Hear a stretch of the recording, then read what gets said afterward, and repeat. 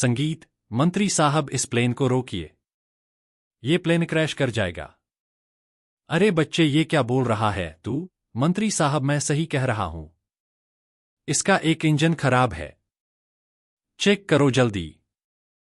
क्या ये बच्चा सही कह रहा है? अगर जल्द से जल्द इस प्लेन को नहीं रोका गया तो सब मारे जाएंगे। बेटा, अगर ऐसा है तो तुम सही कह रहे हो।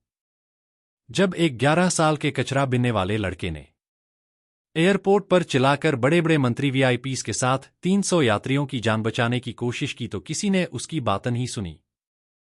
लेकिन जब सच्चाई सामने आई तो पूरा देश हैरान रह गया। यह लड़का कौन था और उसे कैसे पता चला कि प्लेन में खराबी है? सुबह के 6 बजे थे। राजधानी इंटरनेशनल हवाई अड्डे पर हमेशा की तरह रौनक थी।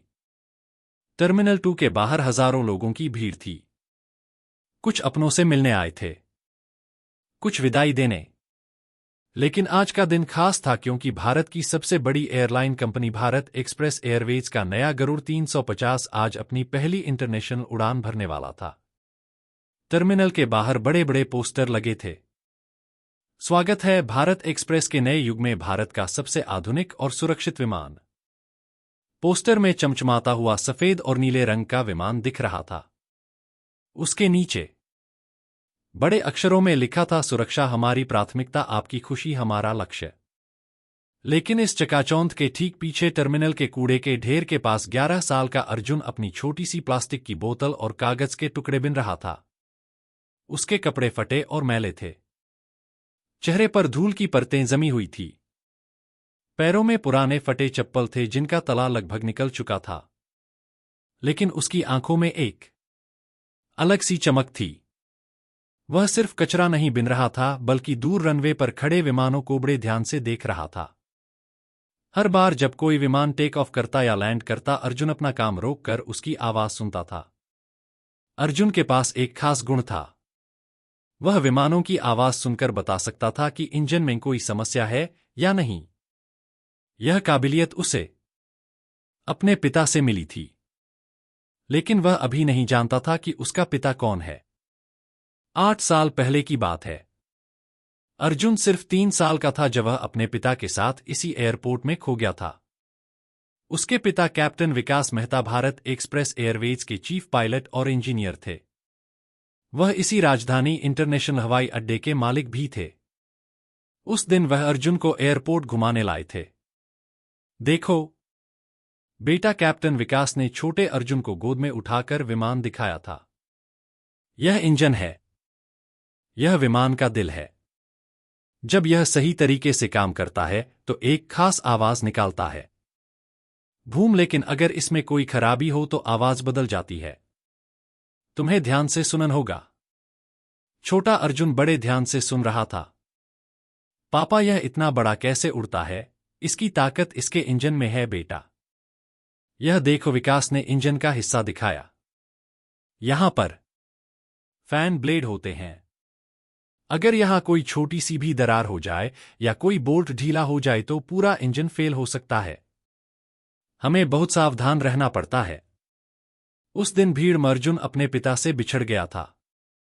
तलाश के बावजूद वह नहीं मिला। कैप्टन विकास का दिल टूट गया था। वह रोज अर्जुन को ढूंढते रहे। पुलिस में एफआईआर दर्ज कराई, प्राइवेट डिटेक्टिव रखे, अखबारों में तस्वीरें छपवाई। लेकिन अर्जुन गली कूचों में भटकते हुए एक भिखारी महेश के साथ रहने लगा था। साल गुजरे, अर्जुन बड़ा हुआ लेकिन उसे अपना नाम तक याद नहीं था। महेश एक दयालु आदमी था। वह अर्जुन को अपना बेटा मानकर उसकी देखभाल करता था। अर्जुन उसे दादाजी कहकर बुलाता था। महेश उसे रोज इसी एयरपोर्ट के बाहर कचरा बिनने के लिए ले आता था। वह सिर्फ इतना जानता था कि उस विमान अच्छे लगते हैं और वह उनकी आवाज समझ सकता है। जब भी कोई विमान उड़ता या उतरता, अर्जुन खुशी से तालियां बजाता था। महेश को यह बात अजीब लगती थी कि यह बच्चा विमानों के बारे में इतना जानता कैसे है।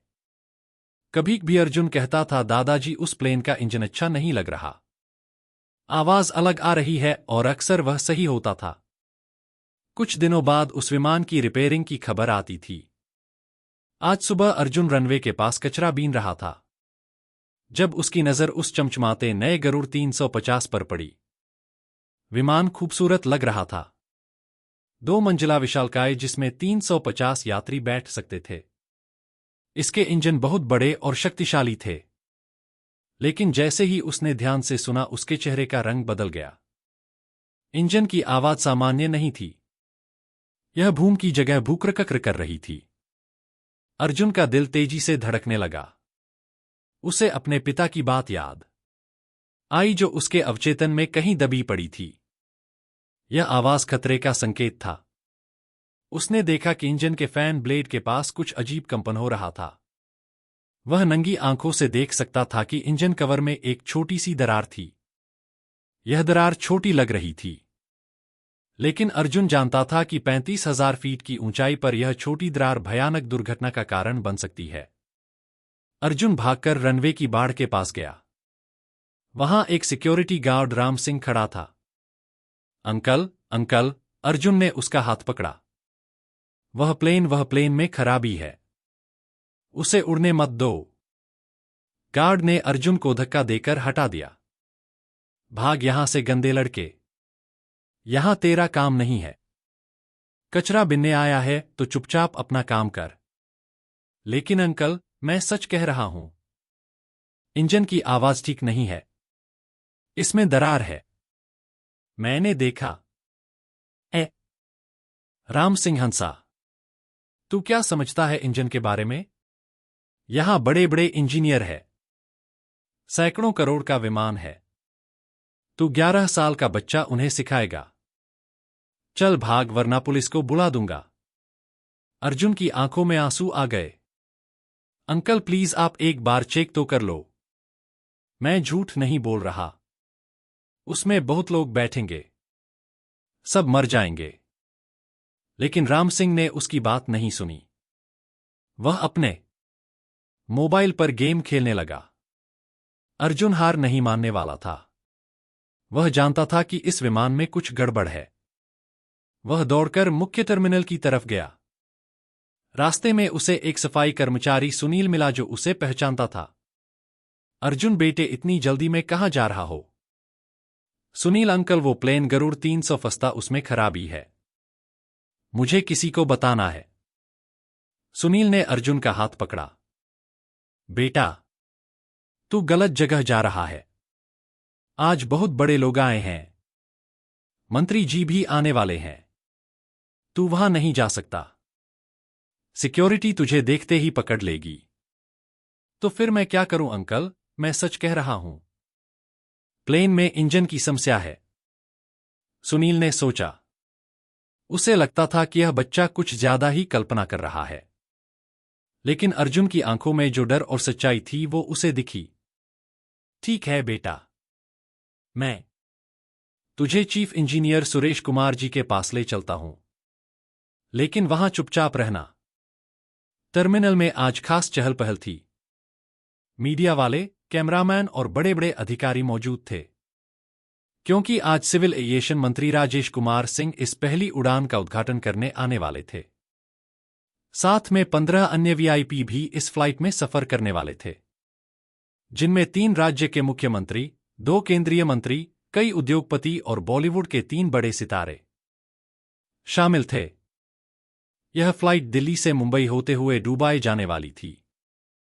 भारत एक्सप्रेस एयरवेज के सीईओ अमित गुप्ता मीडिया को बाइट दे रहे थे। यह भारतीय विमानन का एक ऐतिहासिक दिन है। हमारा नया गरुड़ 350 दुनिया के सबसे सुरक्षित विमानों में से एक है। इसकी हर जांच हो चुकी है। यह मेड इन इंडिया का बेहतरीन उदाहरण है। कैमरा फ्लैश कर रहे थे। रिपोर्टर सवाल पूछ रहे थे। सर, इस विमान की खासियत क्या है? देखिए, यह विमान पूरी तरह से भारतीय टेक्नोलॉजी से बना है। इसके इंजन में आधुनिक टेक है। यह 900 किमी प्रति घंटे की रफ्तार से उड़ सकता है। सबसे बड़ी बात यह है कि इसमें एआई बेस्ड सेफ्टी सिस्टम लगा है जो हर सेकंड विमान की जांच करता रहता है। लेकिन सच्चाई यह थी कि इस विमान की जल्दबाजी में तैयारी हुई थी। कंपनी को